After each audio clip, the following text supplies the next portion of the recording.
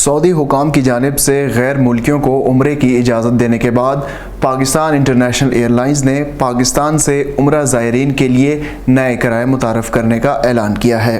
پی آئی اے کے ترجمان عبداللہ خان نے اردو نیوز کو بتایا ہے کہ پاکستان کی سرکاری فضائی کمپنی پی آئی اے عمرہ زائرین کے لیے کرائے متعارف کرنے جا رہی ہے، جس کے بعد پاکستان سے عمرے کے لیے جانے والوں کے لیے دو طرفہ کرایہ تقریباً 97,000 روپے مقرر کیا گیا ہے، جس کا اطلاق پیر یعنی 9 نومبر سے ہوگا۔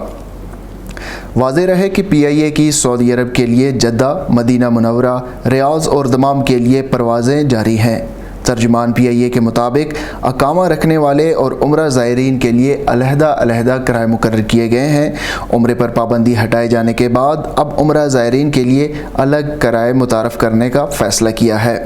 خیال رہے کہ سعودی حکام کی جانب سے غیر ملکی عمرہ زائرین کو 1 نومبر سے آنے کی اجازت دے رکھی ہے۔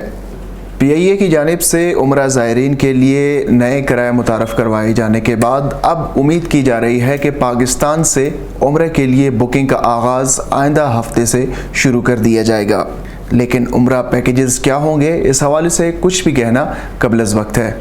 مزید تفصیلات اور خبروں کے لیے وزٹ کیجیے ہماری ویب سائٹ urdunews.com۔